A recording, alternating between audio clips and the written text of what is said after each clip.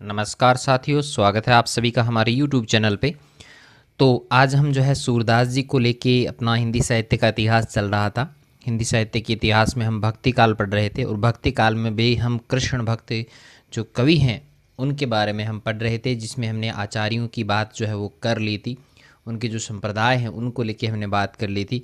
आज हम जिसकी बात करने वाले हैं वो है हमारे कृष्ण काव्य धारा के प्रमुख कवि सूरदास जी।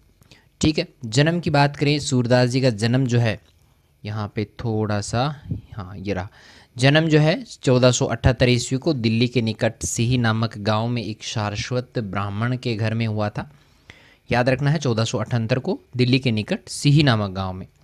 निधन की बात करें तो पारसोली नामक स्थान पर इनका 1583 ईस्वी को जो है वो निधन हो जाता है। गुरु थे इनके वल्लभाचार्य जी। गुरु कौन थे? वल्लभाचार्य जी थे। याद रह जाएगा शायद, वल्लभाचार्य जी कौन थे? इनके गुरु रहे हैं। आगे बात करें 1510 में इनकी भेंट जो है वो वल्लभाचार्य जी से होती है।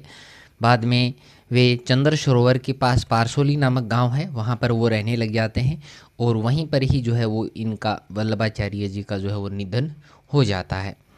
बात करें, वल्लभाचार्य जी थे और विठलनाथ जी थे, तो विठलनाथ ने इस दुखद घटना पर शोकाकुल होकर कहा है, दुखी होकर कहा है। अच्छा सॉरी, यहाँ पे पारसोली नामक गांव में जो है किसका निधन हुआ था? सूरदास जी का निधन हुआ था। 1510 में जो है वो वल्लभाचार्य जी से भेंट हुई थी और जब सूरदास जी का निधन हुआ तो उसी के को लेकर जो है वो इन्होंने कहा था, विठलनाथ जी ने क्या कहा था कि पुष्टि मार्ग का जहाज जात है, सो जो कछु न लेना हो सो लेऊ। तो पुष्टि मार्ग का जहाज जो है वो वल्लभ विठलनाथ जी ने कहा है, किसको? सूरदास जी को।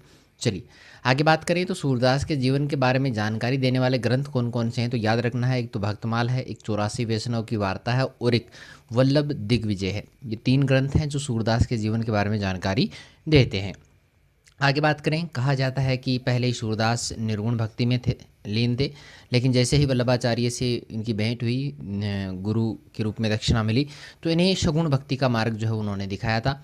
बात करें आगे तो गोवर्धन पर्वत पर श्रीनाथ जी के मंदिर का निर्माण जो है वो पूर्णमल खत्री ने करवाया था। याद रखना है, मोस्ट इंपॉर्टेंट लाइन है। ठीक है, आगे बात करें तो वल्लभाचार्य जी ने इस मंदिर को अपना केंद्र बनाया और सेवा कार्य के लिए सूरदास जी को वहाँ पर नियुक्त कर दिया गया। रचनाएं हैं सूरदास जी की, सूरसागर है, सुरसारावली है और साहित्य लहरी है। 3 प्रमुख रचनाएं हैं। अन्य रचनाओं के नाम भी आए हैं। सूर पचीसी है, सूर्य रामायण है, सूर्य साठी है और राधा रस केली है। ये अन्य रचनाएं हैं, लेकिन वर्तमान में रूप में अगर उपलब्धता के रूप में अगर देखा जाए तो सूरसागर जो है वही अवेलेबल है, बाकी अवेलेबल नहीं है। चलिए आगे बात करें तो यहाँ पर सुरसागर रचना जो है, सबसे पहले इसी को देखते हैं। तो ये सूरदास की सर्वश्रेष्ठ और प्रामाणिक रचना मानी जाती है और इसकी रचना जो है वो भागवत की पद्धति, भागवत की पद्धति कौन सी है? स्कंदों वाली है। द्वादश स्कंदों के आधार पर जो है वो हुई है। द्वादश 12 को कहते हैं। इसमें कुल 12 स्कंद हैं और इसमें वे 10वें स्कंद में सर्वाधिक पद आपको देखने को मिलेंगे। बात करें, इसमें कृष्ण के जन्म से लेकर मथुरा जाने तक की कथा का वर्णन विस्तार से किया गया है और इसमें जो है कृष्ण की नर लीला के साथ साथ देव लीला का वर्णन भी दिखाया गया है। किसमें? सुरसागर में।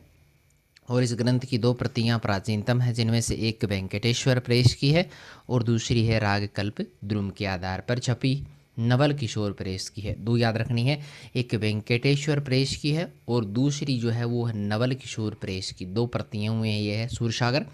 चलिए आगे बात करें तो भ्रमर गीत जो है वो सूरसागर का सर्वाधिक मर्म स्पर्शी और वैदग्ध्यपूर्ण अंश है। आपने पढ़ा भी होगा भ्रमर गीत को, कक्षा 10 में भी चलता है। तो भ्रमर गीत जो है वो सूरसागर का सर्वाधिक मर्मस्पर्शी और वैदग्ध्यपूर्ण अंश माना जाता है। यह रचना कुल 12 स्कंदों में विभक्त है। सूरसागर की बात करें तो 12 स्कंद है इसमें। इसमें कृष्ण जन्म से लेके उसके मथुरा जाने तक की कथा का विस्तार से वर्णन जो है वो भ्रमर गीत में देखने को मिलता है। सूरसागर भागवत के विषयानुसार लिखा होना ज्ञात होता है। सूरसागर जो रचना है वो भागवत के अनुसार, भागवत में जिस जिस तरह के विषय काम में लिए गए हैं उसी के आधार पर यह भी लिखा गया है। इस ग्रंथ की 2 प्राचीनतम प्रति हैं, ये बात तो हमने कर ली है भाई। भ्रमर गीत के पदों में गोपियों की मार्मिक विरह भावना, सगुण निर्गुण विवेचना, ज्ञान और भक्ति के तारतम्य तथा भक्ति की सीमाओं का सुंदर चित्रण यहाँ पर देखने को मिलता है। बढ़िया लाइनें हैं। बात करें सूरसागर की कुछ पंक्तियों की तो भ्रमर गीत की देखिएगा कुछ पंक्तियाँ यहाँ पे दी गई हैं कि निर्गुण कौन देश को वासी, मधुकर हंसी समुझाए, सो है दे बूझती साँच ने हंसी। तो यहाँ पर ये जो है उद्धव जी के सामने गोपियाँ जो है ये पंक्तियाँ प्रकट करती हैं। ठीक है, चलिए आग्रह है कि आयो घोष बड़ो व्यापारी, लादी खेप गुण ज्ञान योग की ब्रज में आए उतारी। ये भी उद्धव को कहा है गोपियों ने भ्रमर गीत में, तो यही है सारा। काहे को गोपीनाथ कहावते, जो पे मधुपक कर कहते हमारे गोकुल काहे न आवत। भाई गोकुल में क्यों नहीं आ रहे हैं। ठीक है, अर्थ नहीं पूछेंगे, ठीक है, इसलिए नहीं बता रहा हूँ। आगे है कि सूरसागर में विद्वानों ने क्या क्या कहा है सूरसागर के संदर्भ में। तो सूरसागर को जो है रामचंद्र शुक्ल कहते हैं कि ये सबसे मर्म स्पर्शी और वैदग्ध्यपूर्ण अंश है, उसका अंश है भ्रमर गीत, इसके बारे में कहा है रामचंद्र शुक्ल ने। आगे बात करें राम स्वरूप चतुर्वेदी, तो सूरदास गृहस्थ मानस के कवि हैं, बालक गृहस्थ जीवन के विविध आकर्षणों का केंद्र होता है। ये बात कही है राम स्वरूप चतुर्वेदी ने। हजारी प्रसाद द्विवेदी कहते हैं कि इस ग्रंथ के शिल्प में गीति काव्यात्मक मनोरागों का आश्रय पाकर महाकाव्यात्मक शिल्प का निर्माण हुआ है, ये कहा है हजारी प्रसाद द्विवेदी ने। आगे बात करें अगली रचना है सूर शारावली। ज़्यादा बातें नहीं हैं इनके बारे में कि इस रचना के समय सूरदास की अवस्था लगभग 67 ईयर की थी। कहाँ पर ये पंक्ति है कि गुरु प्रसाद होती ये दर्शन 67 बरस प्राचीन। तो ये सुर शारावली के बारे में जो है ये पंक्ति है, 67 वर्ष के ये बताए जाते हैं और ये भागवत तथा सुर सागर की कथा का संक्षेप में सारांश है। तो लिखा ना देखो सुर शारावली सारांश, ठीक है, याद रह जाएगा। चलिए आगे अगर बात करें साहित्य लहरी की, तो ये नायिका भेद अलंकार रस निरूपण ग्रंथ है, इसलिए इसे रीति परक काव्य भी माना जाता है और ये सूरदास के सुप्रसिद्ध दृष्टकूट पदों का संग्रह है। मोस्ट इंपॉर्टेंट लाइन है, अलंकार निरूपण की दृष्टि से इस ग्रंथ का अत्यधिक महत्व भी है, ये भी आपको याद करना है। चलिए अभी हम बात करें सूरदास के कुछ महत्वपूर्ण तथ्यों को लेकर बात करें तो हिंदी साहित्य में सूरदास को सूर्य के समान, तुलसीदास को चंद्रमा के समान बताया गया है। कौन सी पंक्ति है कि सूर सूर तुलसी शशि उडगन केशवदास और कवि खदोत सम जह तह करत प्रकाश, ये बात कही गई है। तो इसमें यहाँ पे सूरदास को किसके समान बताया गया है, सूर्य के समान बताया गया है।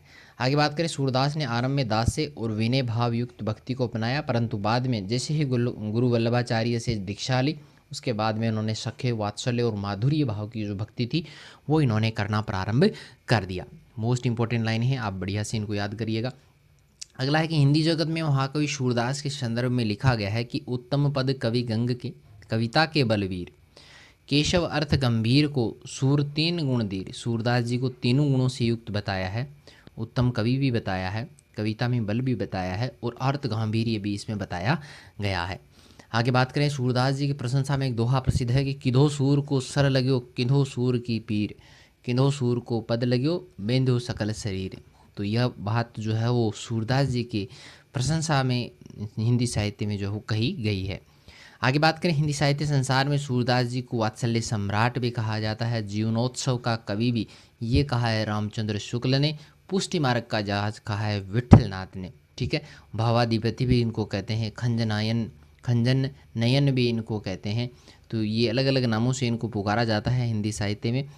आगे बात करें तो सूरदास जी ने जो है परिष्कृत ब्रज भाषा का प्रयोग जो है अपने इस जो है अपनी रचनाओं में, सूर सागर ले लो, चाहे साहित्य लहरी ले लो, चाहे सूर शारावली ले लो, इन सब में जो है अपनी परिष्कृत ब्रज भाषा का प्रयोग इन्होंने किया है। तो वीडियो कैसा लगा है कमेंट करके ज़रूर बताइएगा। मिलेंगे नए वीडियो के साथ में, तब तक के लिए थैंक यू।